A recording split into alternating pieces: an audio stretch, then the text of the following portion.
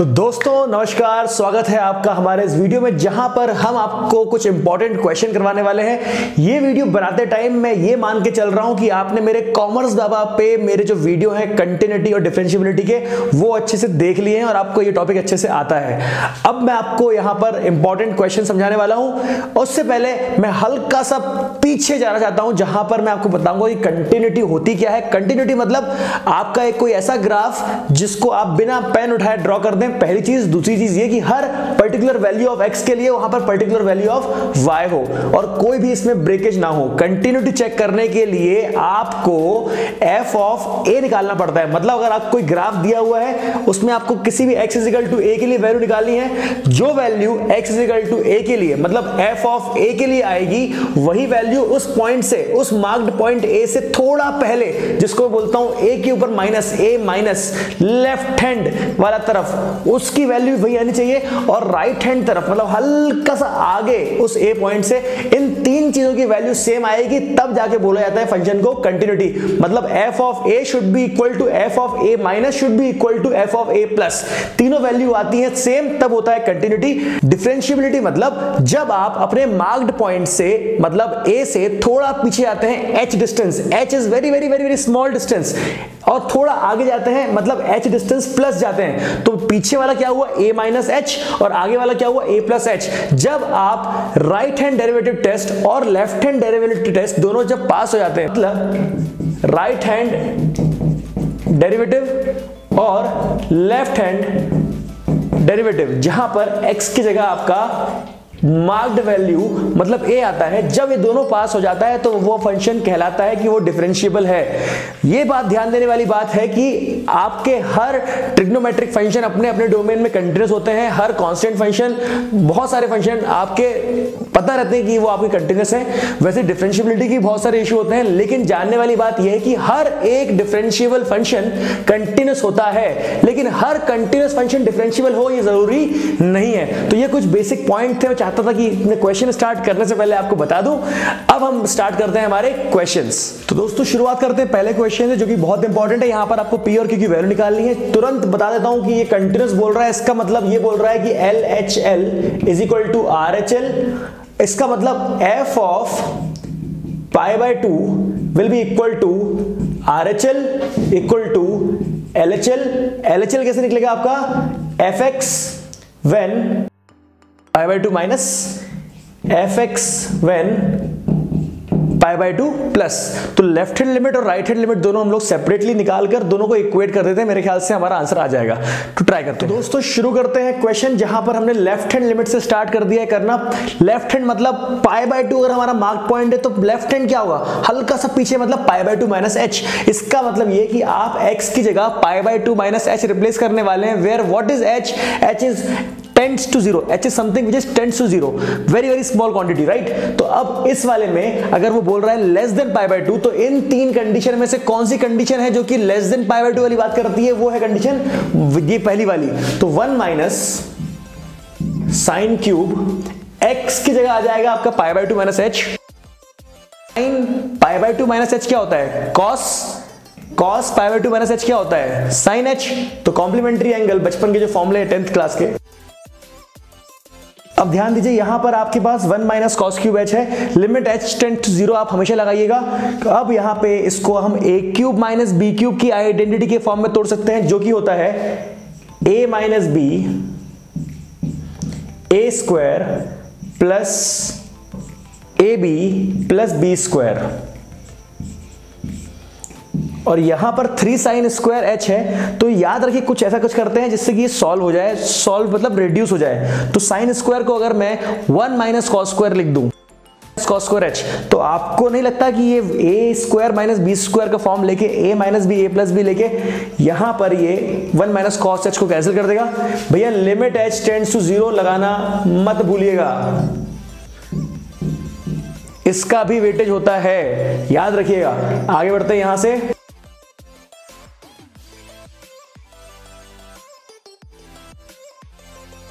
1 minus cos H cancel.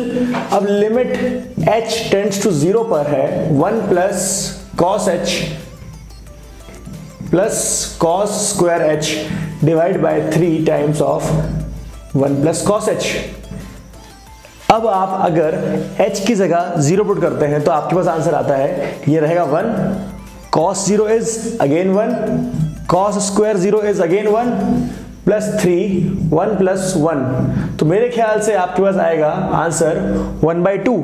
अब यहां पर देख लेते हैं राइट हैंड लिमिट। जहां पर बोला गया था राइट हैंड लिमिट मतलब π/2 से थोड़ा ज्यादा, मतलब ग्रेटर देन π/2, जहां पर क्वेश्चन में ये वाली कंडीशन दी हुई थी। अब यहां पर हम लिखते हैं x की जगह π/2 प्लस h, यहां पर डलेगी value, limit h tends to 0 लिखना बहुत जरूरी है, नंबर कट जाएंगे नहीं तो। माइनस साइन 90 प्लस थीटा क्या होता है, कॉस थीटा, क्योंकि ये तो आपका पहला क्वाड्रेंट दूसरा क्वाड्रेंट है तो आपका प्लस ही रहेगा। 2 अंदर मल्टीप्लाई होगा, 2 कैंसिल हो जाएगा, माइनस लेके अंदर घुसेगा तो ये प्लस 2h हो जाएगा। तो दोस्तों अब देखिएगा यहाँ पे पाई कैंसिल हो गया है, यहाँ पे आ गया है 2h का होल स्क्वायर, जो कि होगा, मैं यहाँ पे सॉल्व कर रहा हूँ, मैंने यहाँ मिटा दिया है, ठीक है, मैं यहाँ पर सॉल्व कर रहा हूँ। यहाँ पर आ गया limit h tends to 0 q 1 minus cos h क्या हो सकता है आपका 2 साइन स्क्वायर h/2, और यहां पर आएगा आपके पास 4h स्क्वायर। ध्यान से सुनिएगा, यहां पर आपको पता है कि यहां पे ये 2 बाहर आ सकता है, यहां पे कैंसिल हो सकता है ये, तो ये आ गया है q बाहर, लिमिट h टेंड्स टू 0, और यहां पर बचा है साइन h/2 और यहां पे h का होल स्क्वायर।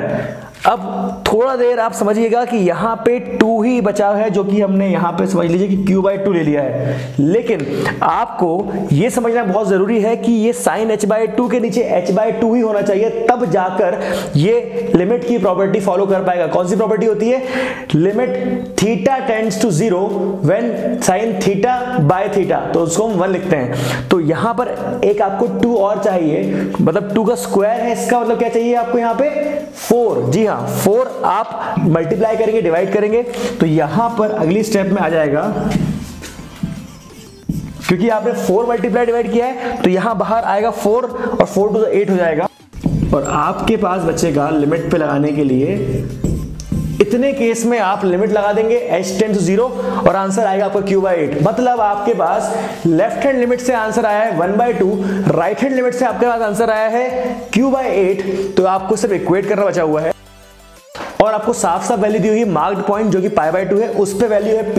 तो ये तीनों कंटिन्यूअस है, इसलिए इक्वल है। अब आपको अगर रिलेट करना है तो q की वैल्यू क्या आ जाएगी इससे, q इज इक्वल टू 4, और अगर आपको पता है तो p इज इक्वल टू 1/2। तो इस तरह से हमारे पास q की वैल्यू और p की वैल्यू आ जाती है। Let's move to next question. तो आइए शुरू करते हैं बहुत इंपॉर्टेंट क्वेश्चन जो है क्वेश्चन नंबर 2। यहां पर आपको कुछ ऐसा फंक्शन दिया हुआ है x less than 0, x equal to 0, x greater than 2, सब लिख दिया है। तो आपको a और b की वैल्यू निकालनी है, क्योंकि इसने दिया है कि continuous at x equal to 0। बिल्कुल क्विकली देखते हैं, आपका टाइम ज्यादा वेस्ट नहीं कर दूंगा मैं। यहां पर left hand limit right hand limit सब बराबर होंगे, 0 माइनस पे 0 प्लस पे और f ऑफ 0 पर। आपने लेफ्ट हैंड लिमिट से स्टार्ट किया। लेफ्ट हैंड लिमिट मतलब आपके मार्क्ड पॉइंट, मतलब 0 से थोड़ा सा पीछे, मतलब 0 माइनस h, तो जितने भी x लगे हुए हैं इस वाले में वो 0 माइनस h आएंगे। क्यों? क्योंकि x इज इक्वल टू 0 से कम, मतलब आपकी लेस देन 0 वैल्यू आनी चाहिए, जो कि ये वाली कंडीशन है। बाकी दो में डिफरेंट कंडीशन है। तो आपने यहाँ पे 0 माइनस h डाला, यहाँ पर भी 0 माइनस h डाला, यहाँ पर भी 0 माइनस h डाला, तो यहाँ पे जो माइनस h आएगा उसका माइनस निकल के आपने बाहर रख दिया यहाँ पे इस तरफ, और आपने बाकी को लिख दिया इस तरह से। तो अब आपने देखा कि ये माइनस ऑफ माइनस जो ये कैंसिल हो गया है। अब आपने यहाँ पर इसको सेपरेट कर दिया, मतलब माइनस माइनस तो कैंसिल हो चुका था, साइन a प्लस 1h, और यहां पर h को आपने अलग कर दिया। लिमिट h टेंड 0 में, लिमिट h टेंड 0 अंदर जा चुका है, और यहां पर आ चुका है limit h tend 0 to sine h by h। इस तरह से हो गया।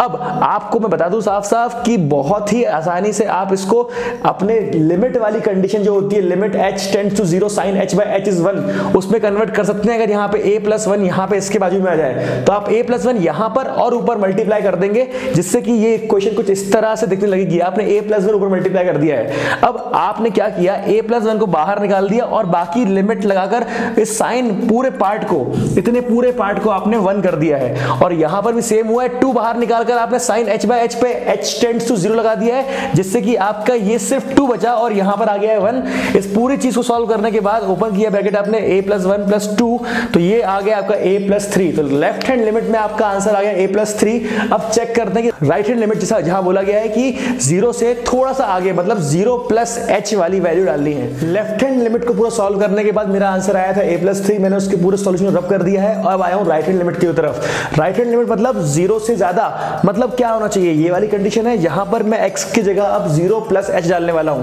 मैंने यहां पर 0 + h डाल दिया है, जिससे कि आप सॉल्व करने पे मेरे पास आया 1 + bh - 1। इसको मैं रैशनलाइज करूंगा तो जिस तरह से आएगा, जिसका आंसर आएगा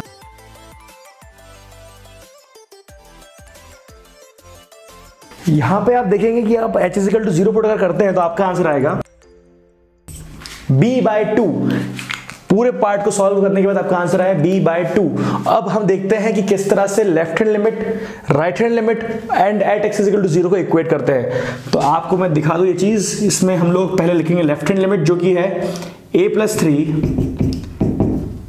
x = 0 मतलब 2, और ये आ गया हमारे पास b/2 राइट हैंड लिमिट।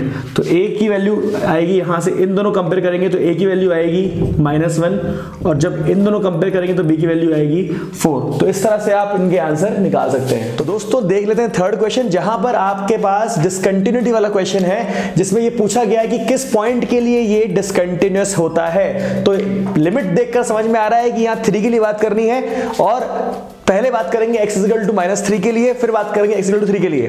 पहले -3 के लिए लेफ्ट हैंड लिमिट और राइट हैंड लिमिट चेक करेंगे, फिर अपन x = 3 के लिए लेफ्ट हैंड लिमिट और राइट हैंड लिमिट चेक करेंगे। यहां पर बहुत सिंपली मैंने इसको दिखाया है, पूरा सॉल्यूशन लिख दिया आपके सामने, जहां पर मैं -x + 3 की जगह लिखूंगा 3 + h, क्योंकि मैं सब्स्टिट्यूट कर रहा हूं वैल्यू यहां पे -3 वाली वैल्यू।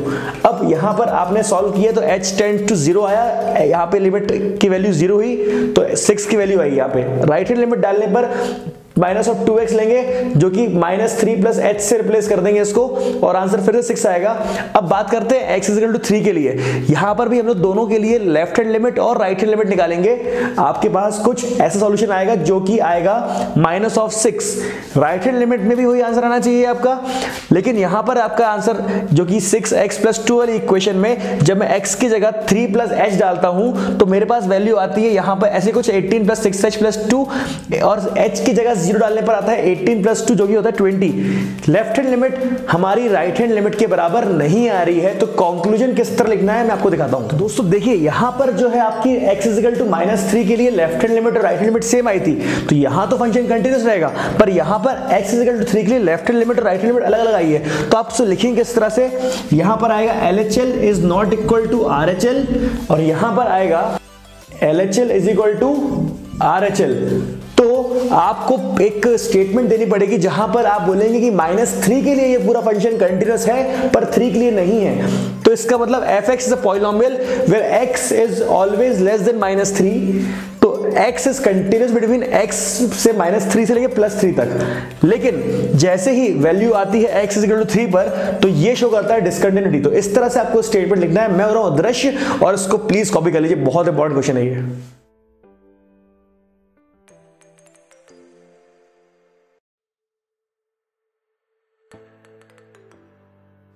तो दोस्तों आते हैं फोर्थ क्वेश्चन पे, जहां पर हमको एक फंक्शन दिया हुआ है mod of x is continuous but not differentiable eight x = 0, ये प्रूव करना है। तो आपको उसकी कंटिन्यूटी भी प्रूव करनी रहेगी और ये डिफरेंशिएबल नहीं है ये भी प्रूव करना रहेगा। इसके लिए मैंने सबसे पहले एक नोट लिख दिया है कि all the differentiable functions are continuous but all the continuous function may not be differentiable. तो आपने ये लिख दिया है। इसका पहले हम टेस्ट ऑफ कंटिन्यूटी करेंगे और उसके बाद हम टेस्ट ऑफ डिफरेंशिएबिलिटी करेंगे। क्वेश्चन के अकॉर्डिंग इसका टेस्ट ऑफ कंटिन्यूटी पास होना चाहिए और इसका टेस्ट ऑफ डिफरेंशिएबिलिटी फेल होना चाहिए। तो टेस्ट ऑफ कंटिन्यूटी क्या होता है कि आपने पहले निकाल दिया 0 - h, फिर अगली बार निकाल लिया 0 + h। 0 - h डालने पर वैल्यू जो आएगी वही वैल्यू आनी चाहिए 0 + h डालने पर।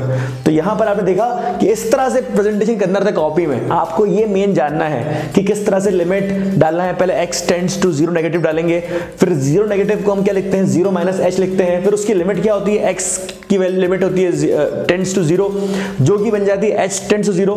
तो ये रिप्रेजेंटेशन पूरा लिखना पड़ेगा। मॉड ऑफ x की जगह आएगा 0 माइनस h, आपको पता है, यहाँ बचेगा मॉड ऑफ h, जो कि लिमिट h टेंड्स 0 में 0 आंसर आएगा। अब देखते हैं यहाँ पर RHL के लिए आपने फिर 0 प्लस लिख दिया, यहाँ पर आ गया मॉड ऑफ x और यहाँ पे 0 प्लस h आ गया। क्योंकि 0 प्लस h डालने पे भी limit h tends to 0 h आया था, आंसर 0 ही आना है, तो ये इसका टेस्ट ऑफ कंटिन्यूटी पास हो गया। अब चेक करते हैं टेस्ट ऑफ डिफरेंशिएबिलिटी। तो फोर्थ क्वेश्चन का डिफरेंशिएबिलिटी टेस्ट करने के पहले मैं आपको उसकी कंडीशन बता देता हूं। जब आप उसका लेफ्ट हैंड डेरिवेटिव टेस्ट करते हैं और फिर आप उसका राइट हैंड डेरिवेटिव टेस्ट करते हैं, दोनों बराबर आने चाहिए। लेफ्ट हैंड डेरिवेटिव टेस्ट कैसे होता है मैं आपको दिखा दूं। यहाँ पे left hand derivative test at x is equal to a आपका यहाँ पे क्या दिया हुआ है, 0 दिया हुआ है। तो जब उससे लेफ्ट मतलब हल्का सा पहले लेते हैं आप, तो आपको लिखना पड़ता है वहां पे f a minus h minus of F A, और यहां पर आएगा माइनस ऑफ h, और इस पर चलती है लिमिट h टेंड्स टू 0। ये बराबर हो जाता है राइट हैंड लिमिट के, जो कि होता है limit h tends to 0 f of a plus h, क्योंकि a आपकी मार्क्ड वैल्यू थी। लेफ्ट हैंड लिमिट के लिए a माइनस h मतलब हल्का सा h डिस्टेंस पीछे गए थे आप, तो आगे के लिए मतलब राइट हैंड लिमिट के लिए आपको a प्लस h करना पड़ेगा और उस पे आपका राइट हैंड डेरिवेटिव टेस्ट होगा। तो यहां पर आएगा a plus h minus of F A और यहां पर आएगा पॉजिटिव h। जब ये दोनों आंसर आपके बराबर आ जाते हैं तो आप बोलते हैं कि वो फंक्शन आपका डिफरेंशिएबल है। इस क्वेश्चन को ध्यान से करिएगा, शीट में मैंने बहुत सारे क्वेश्चन दिए हैं इसके, उनको ध्यान से करिएगा क्योंकि ये इंपॉर्टेंट है। टेस्ट ऑफ डिफरेंशिएबिलिटी के लिए आपने पहले लेफ्ट हैंड डेरिवेटिव टेस्ट किया, फिर आपने राइट हैंड डेरिवेटिव टेस्ट किया, तो ये आपको याद रखना है। ये जो आपको दो फॉर्म दिए हैं बिल्कुल रट लो, 2 बार लिखो, याद हो जाएगा। अब a आपका क्या है, 0 minus h minus F of 0 bye minus h। F of minus h क्या होता है, मॉड ऑफ x की जगह माइनस h, मतलब यहां पे ऐसा कुछ मॉड ऑफ माइनस h, ये हो गया 0, यहां पे हो गया माइनस h। जैसे ही ये ओपन होगा ब्रैकेट आपका, आपके पास ये आएगा h बाय माइनस h, जिसका आंसर होता है -1, क्योंकि मॉड से बाहर निकल के तो वो पॉजिटिव h ही आता है। और उसके बाद राइट हैंड डेरिवेटिव टेस्ट करते हैं यहाँ पर a के लिए 0 plus h minus F of 0। तो यहाँ पर आपने देखा कि किस तरह से h आ गया है x की जगह, तो mod of h minus 0 by h, तो h बाय h क्या होता है 1। आपका l f dash a is not equal to r f dash a, मतलब right hand derivative test left hand derivative के लिए बराबर नहीं आ रहा है, इसलिए आपका ये डिफरेंशिएबल नहीं है।